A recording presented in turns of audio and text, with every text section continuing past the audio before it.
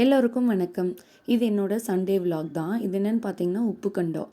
மட்டனில் மஞ்சத்தூள், உப்பு, மிளகாத்தூள் இதெல்லாம் மிக்ஸ் பண்ணிவிட்டு ஒரு கம்பியில் கோர்த்து வெயிலில் 2-3 டேஸ் காய வச்சு எடுத்தோம் அப்படின்னா ட்ரை ஆகிட்டு இந்த மாதிரி ஆகிடும் மட்டனு.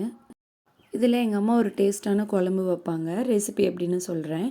ட்ரையான மட்டனை ஹாட் வாட்டரில் 2-3 டைம்ஸ் நல்லா வாஷ் பண்ணி எடுத்தோம் அப்படின்னா அதில் இருக்க டஸ்ட் எல்லாமே ரிமூவ் ஆகிடும். மட்டன் ரொம்ப ஹார்டாக இருக்கிறதுனால ஒரு இடிக்கிற கல் வச்சு இடித்தோம் அப்படின்னா கொஞ்சம் சாஃப்ட் ஆகிடும்.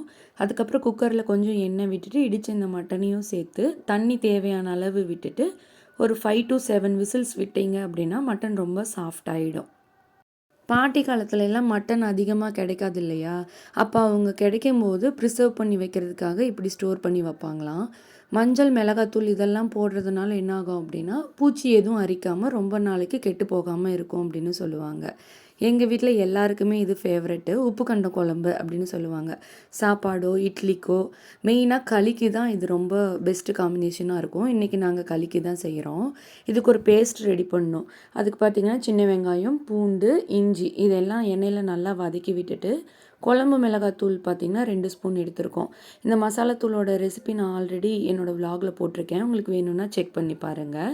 இந்த மசாலாத்தூளோட கொஞ்சம் மஞ்சத்தூள் ஆட் பண்ணி சேர்த்திக்கணும். தாளிப்புக்கு பட்டை, கிராம்பு, சோம்பு, கசகசா இதெல்லாம் சேர்த்து நல்லா வதக்கி விட்டுணும். இந்த மசாலா கூட மசாலா ஆறுனதுக்கப்புறம் தேங்காய் 2 துண்டு நல்லா சின்ன பொடியாக நறுக்கிட்டு அதையும் இதோடு சேர்த்து ஒரு ஃபைன் பேஸ்ட்டாக நம்ம அரைச்சி எடுத்துக்கணும். குழம்பு செய்யும்போதே எங்கள் அம்மா சைமல்டேனியஸாக களிக்கும் ரெடி பண்ணிட்டாங்க. இதுக்கு பார்த்திங்கன்னா ஒலை கொதிக்க வச்சுருக்காங்க. இந்த குச்சிங்களுக்கு பேர் களித்துடுப்புன்னு சொல்லுவாங்க. இதில் தான் களி கிண்டி எடுப்பாங்க. களியை பார்த்திங்கன்னா நிறைய பேர் குக்கரில் செய்வாங்க, டிஃப்ரெண்ட்டான ஸ்டைல்லலாம் செய்வாங்க. எங்கள் ஊர் பக்கம் இப்படி தான் பண்ணுவாங்க.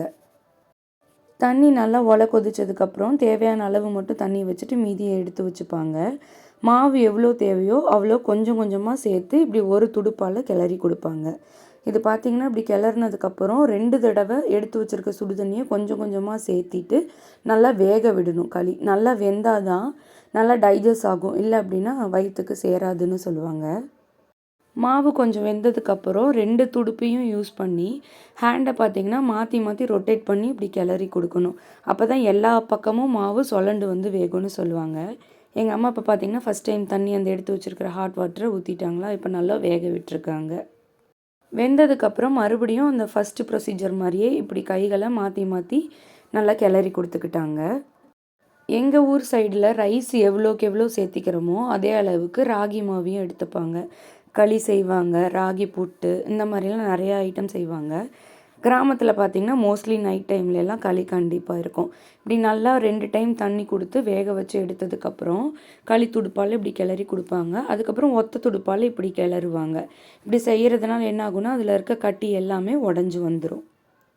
இந்த களியை உருட்டி எடுக்கிறதுக்குனே ஒரு பாத்திரம் வச்சுருப்பாங்க. கைகளால் இப்படி உருட்டி எடுத்து உருண்டை பிடிச்சி ஹாட் பாக்ஸில் எடுத்துக்கிட்டோம். இந்த கறி பார்த்திங்கன்னா 5 விசில் விட்டதுக்கப்புறம் நல்லா சாஃப்டாக வெந்துருச்சு. நசுக்கி பார்த்திங்கன்னா பூ மாதிரி உடஞ்சி போகும். ஒரு மண்சட்டி பாத்திரத்தில் வேக வச்ச இந்த மட்டனை சேர்த்திக்கணும். மற்ற குழம்புகளுக்கு ஊற்றுற மாதிரி தாளிப்புக்கு வெங்காயம், கருவேப்பிலை இந்த மாதிரி எதுவுமே இதுக்கு சேர்த்த மாட்டாங்க. அரைச்சி வச்ச பேஸ்ட்டையும் இதோடு சேர்த்துட்டு தேவையான அளவு கல் உப்பு போட்டுட்டு நல்லா கிளறி கொடுக்கணும். இது செய்யும்போதே எங்கள் அம்மா களி ரெடி பண்ணிட்டதுனால அடுப்பில் தாளித்து விட்டுட்டு விறகடுப்பில் கொண்டு போய் வச்சுட்டோம். ஏன்னா அப்போ இன்னும் ரொம்ப டேஸ்டியாக இருக்குங்கிறதுனால.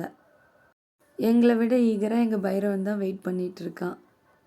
குழம்பு பார்த்திங்கன்னா நல்லா கொதிக்க விடணும். நல்லா திக்கான கன்சிஸ்டன்சியாக வந்தது அப்படின்னா தான் களிக்கு ரொம்ப டேஸ்டியாக இருக்கும். இந்த கறிக்கு பார்த்திங்கன்னா மட்டன் ஃப்ளேவரை விட காய வைக்கிறதுனால ஒரு ஸ்பெசிஃபிக்கான ஸ்மெல் இருக்கும். ரொம்பவே நல்லாயிருக்கும். களிக்கு ரொம்ப பெஸ்ட்டு காம்பினேஷனாக இருக்கும். நீங்கள் ட்ரை பண்ணி பாருங்கள். எங்கள் வீட்டில் ஒரு ஹேபிட் என்ன அப்படின்னா, எல்லோரும் ஒரு நாளைக்கு ஒரு தடவையாவது ஒன்றா சேர்ந்து உட்காந்து சாப்பிட்ருவோம். அதே என் அம்மா வந்துட்டாங்க அப்படின்னா எல்லாம் வெளியே செஞ்சு வச்சு நிலா வெளிச்சத்தில் உட்காந்து சாப்பிடுவோம். அன்றைக்கும் அப்படி தான் பார்த்திங்கன்னா எல்லாமே ரெடி பண்ணி வச்சுருந்தாங்க. எங்களுக்கு முன்னாடி பைரவனுக்கு சாப்பாடு ரெடி பண்ணிட்டாங்க. களியும் உப்பு கண்ட குழம்பும். ஸ்டார்டிங்கில் நானுமே இந்த களி அவ்வளோ சாப்பிட மாட்டேன். பட் கொஞ்சம் கொஞ்சமாக சாப்பிட்டு அதை பழக்கப்படுத்திக்கிட்டேன். ஏன்னா ஹெல்த்தியான விஷயங்கிறதுனால. எல்லோரும் பார்த்திங்கன்னா நிலா வெளிச்சத்தில் வெளியே உட்காந்து சாப்பிட ஆரம்பிச்சிட்டோம். நீங்கள் மோஸ்ட்லி டயட்லாம் இருக்கீங்க அப்படின்னா இந்த மாதிரி களி செஞ்சு சாப்பிட்டிங்கன்னா ரொம்ப பசி எடுக்காது. பட் வயிறு ஃபில் ஆன மாதிரி இருக்கும். எங்கள் அம்மா வந்துட்டால் மோஸ்ட்லி எங்கள் வீட்டில் எப்பயுமே களி தான் செய்வாங்க. நான் குடுத்தேன் அப்படின்னா, என் பசங்க சாப்பிடவே மாட்டாங்க.